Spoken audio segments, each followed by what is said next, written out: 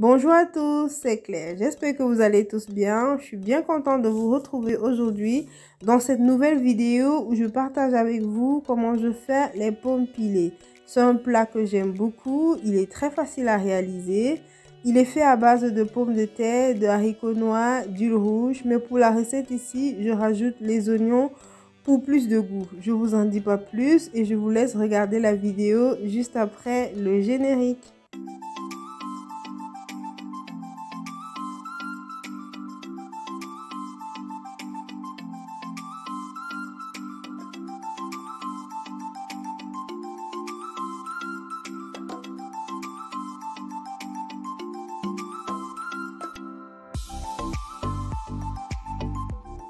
Pour la recette, on aura besoin de haricots noirs. Je mis dans le panier ici pour pouvoir nettoyer plus facilement.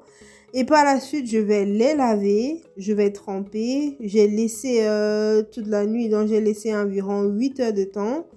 Et voici ce qu'on obtient. Et par la suite, je vais tout simplement les faire cuire. Il faut compter 1h30 voire 2 heures pour le temps de cuisson. Et à mi-cuisson, je rajoute le sel gemme et le sel. Une fois que mes haricots sont cuits, je prends la quantité qu'il me faut pour la réalisation de la recette de ce. Et pour la recette, on a besoin de pommes de terre. Privilégiez les pommes farineuses, ça donne un meilleur goût et un rendu super au final. On aura également besoin de piment, de sel dans la petite tasse ici, d'huile de palme. Vous choisissez l'huile que vous voulez, c'est de l'huile de palme quoi. Et on aura besoin d'oignons, qui est un élément facultatif. Il faut dire que pendant toute notre enfance, lorsqu'on mangeait, on ne mettait pas forcément de l'oignon, mais ça donne un meilleur goût tout simplement au plat. Et par la suite, je me sers d'un couteau pour éplucher les pommes. Vous pouvez utiliser un couteau ou un économe, c'est pareil.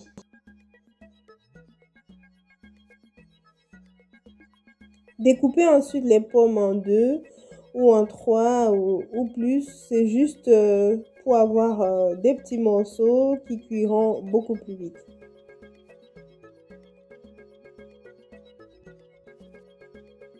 Une fois que nos pommes sont épluchées, simplement les laver comme ici en image. Je vais saler les pommes. Le sel ici va permettre aux pommes de se dégorger et c'est avec cette première eau que vous cuisez les pommes et vous allez rajouter l'eau progressivement par la suite. Je rajoute ensuite le haricot, les piments et voilà, tout est prêt pour aller au feu.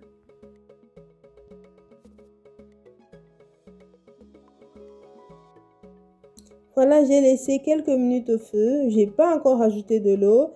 Donc le sel permet aux pommes de se dégorger. Donc l'eau qui sort des pommes va permettre une première cuisson des pommes. Et par la suite, je pourrai rajouter de l'eau pour terminer la cuisson.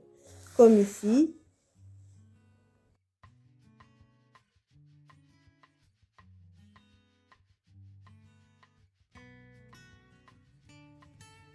On va contrôler la cuisson des pommes ici. Désolée pour la qualité de l'image. Je vous conseillerais de mettre l'eau progressivement lorsque vous faites cuire vos pommes. Ça évite que les pommes ne soient déjà cuites et qu'il y ait encore beaucoup d'eau dans la marmite. Ça ne vous donnera pas un très beau rendu à la fin. Une fois que vous vous rendez compte que vos pommes sont bien cuites et bien évidemment qu'il n'y ait plus d'eau dans la marmite, vous pouvez soit baisser la flamme, soit retirer la marmite du feu. Ici, je vais apprêter les oignons qui vont aller dans l'huile qui accompagneront les pommes. Il faut simplement les découper. Vous pouvez faire ainsi ou hacher complètement. Il n'y a pas de grande différence. Je dépose par la suite une poêle au feu dans laquelle je vais rajouter l'huile qui va accompagner nos pommes. Le but ici n'est pas de faire cuire l'huile, il faut simplement chauffer assez pour pouvoir cuire les oignons. Ainsi nous aurons une huile qui reste bien évidemment pas cuite on va dire, mais bien parfumée avec les oignons et c'est ça qui donne le petit goût en plus à notre plat. Vous pouvez le remarquer ici, l'huile n'est vraiment pas chaude. Vraiment juste ce qu'il faut pour pouvoir cuire nos oignons et pouvoir dégager le maximum de parfum qu'il faut pour notre recette. Et je le fais ici à feu très doux. Une fois que nos oignons ont été ramollis, tout simplement arrêtez le feu. J'ai déjà mon petit pilon prêt pour piler mes pommes et je vais directement descendre la marmite du feu. Le piment, bien évidemment, si vous ne consommez pas du piment, retirez. Ici, je vais retirer un seul piment et je vais utiliser le deuxième pour ceux qui voudront plus piquant.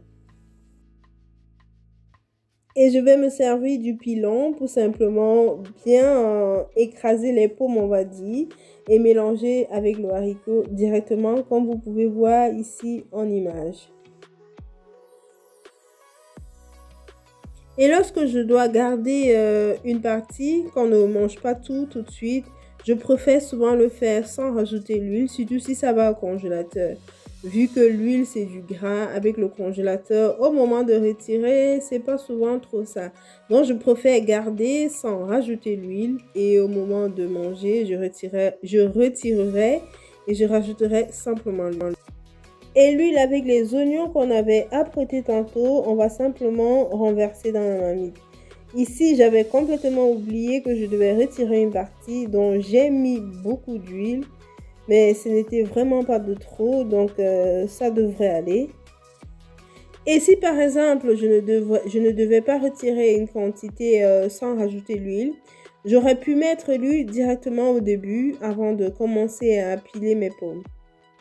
Et aussi, lorsque vous n'avez pas une très bonne qualité de pommes, je vous conseillerais de mettre l'huile directement au début.